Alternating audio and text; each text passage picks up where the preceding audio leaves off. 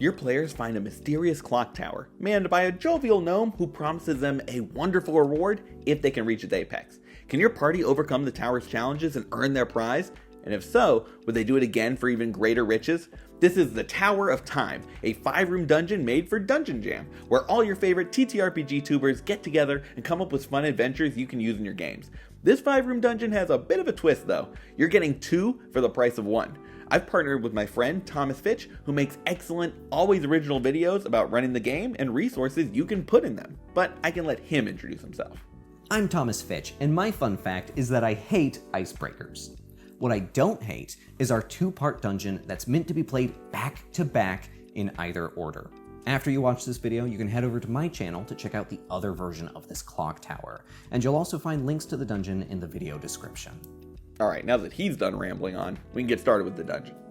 Your players could come across the tower in a lot of ways. Maybe it's in the middle of a giant city, or looming above the trees of a remote forest. We've designed it to be dragged and dropped into pretty much any game, so you can come up with the perfect way to introduce it to your players. Stepping into the entrance, they'll find a beautiful room lined with ornate hourglasses, and watch as the sand inside each flows both down and back up. In the center of the room is an elevator shaft, and stepping out of the simple lift is an old gnome man with a big smile, bigger beard, and a long staff topped with a ticking clock. This man is Timothy Clocks, the keeper of this tower and a keeper of time. Yes, he is a strong chronomancy wizard? Demigod, eldritch being, nobody's quite sure, in part because he never leaves his tower to talk to anyone. But what is certain is that he loves to challenge adventurers to scale his tower so that he can see if they can withstand the tests of time. If they do make it, he'll send them off with a nice reward. Of course, Timothy is just our version of the Tower Keeper, but feel free to replace him with whatever plot-relevant NPC you have in mind. Regardless, once they start heading up the tower, there's no turning back. The door locks behind them, and it's time for their trials to begin. After climbing a few flights of stairs, your party will reach a domed chamber where the walls and ceiling are covered in a tiled mosaic of the night sky. But this is not a static piece of art. Stars glow, planets spin, the sun and moon move across the sky, and a shooting star traces circles around the room. The problem is, it's all moving very fast, including the sundial in the center of the floor that's spinning out of control. In front of that, a big chair sits between 2 levers, facing the scene above. This puzzle is all about slowing down time, so the party can collect 3 stars to place in the exit door. That involves an athletics check to stop the sundial, which will cause all those moving parts to lose a lot of speed, allowing your players to interact with them and get the pieces they need. To gather 3 stars, they'll need to do the following. First, move the sun and moon into an eclipse, controlling them with the levers on either side of the chair. That'll cause the sun to break and a star to fall out. Yes, we know the sun is a star already. Shut up. Second, they'll have to catch a shooting star that's zooming around the room. It'll still be moving quickly, even after getting slowed down, but with some good aim, clever spells, or an Aarakocra who can fly up and grab it, they can get it.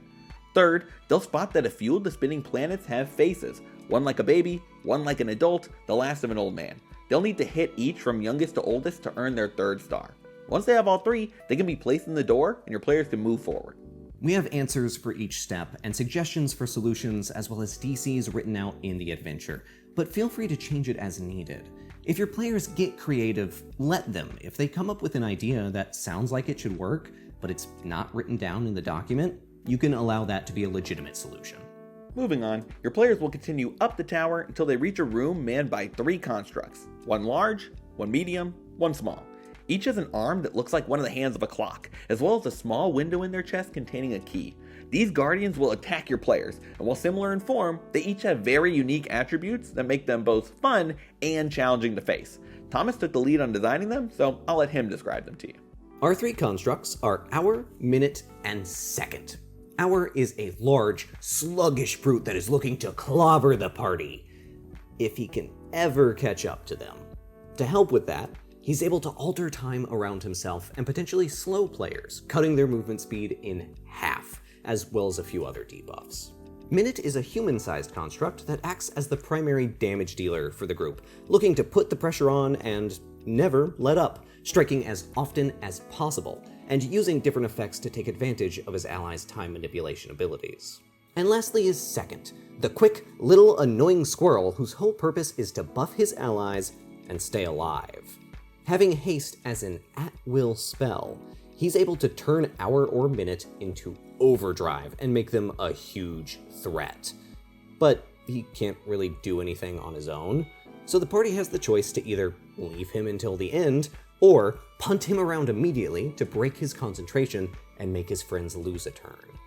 All that said, if you really don't want to use Thomas's awesome designs, we've given some suggestions for how your players could circumvent the fight too. They could pickpocket the keys, find a way to shut down the constructs, or just pick the locks on the door.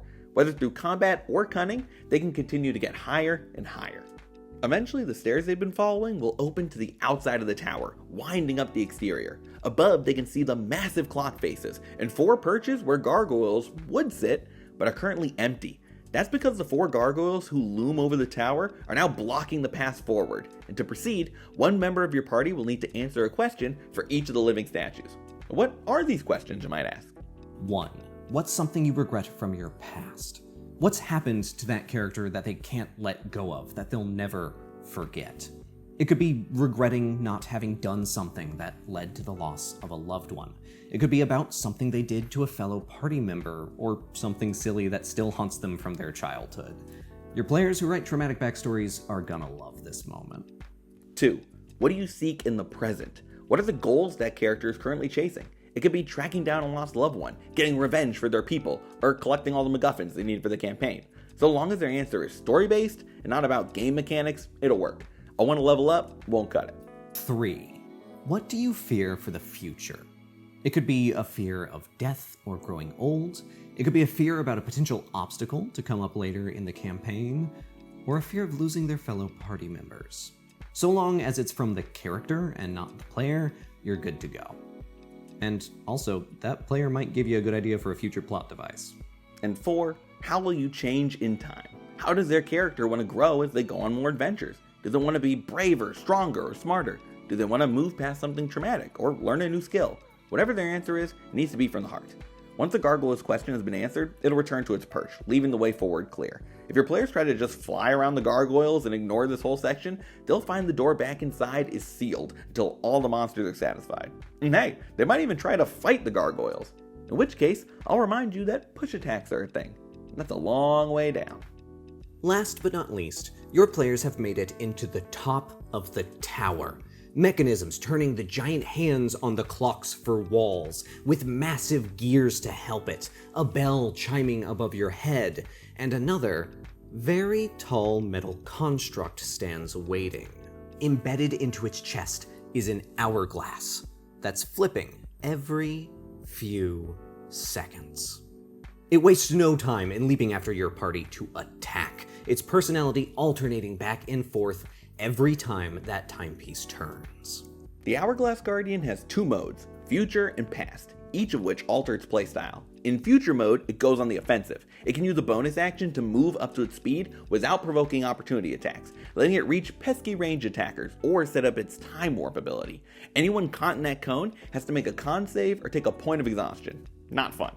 In past mode, it can better defend itself. Instead of being an area of effect, Time Warp targets 2 players, attempting to frighten them and control the battlefield. As a reaction, it can force a reroll on a melee attack, potentially turning a hit into a miss. And this pairs well with its alternate realities legendary action. For the cost of 2, it can cast Blur on itself for a round. And that's before you consider its regular attacks and other legendary actions. If they reach the top of the tower, it won't be an easy win. Once the Guardian falls, its hourglass core raises into the air, and out of the elevator steps one Timothy Clocks. He gives your players a choice. They can either take that hourglass as a reward and leave, giving them a powerful magic item, or they can board the elevator and risk it for an even greater prize. If they choose to jump on the elevator, Timothy smiles as his clocks start to spin rapidly. The elevator plummets down beneath them, dropping to the first floor, while throwing the players forward through time. Once they step out, they find themselves on the first floor again, but this time in an almost apocalyptic version of the tower. It is aged and withered, decayed. The only way to get back is to watch my video of the second version of the tower. That way you'll see all the new challenges and what's exactly in store for your player's second ascension. And that's the Tower of Time.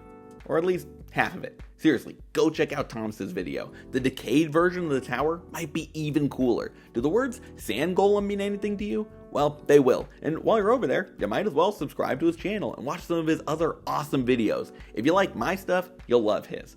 And check out the dungeon, link is down below. That includes maps for online play, stats for our homebrew monsters, and, the adventure. If you end up running it, whether just one side or both, I'd love to hear how it goes.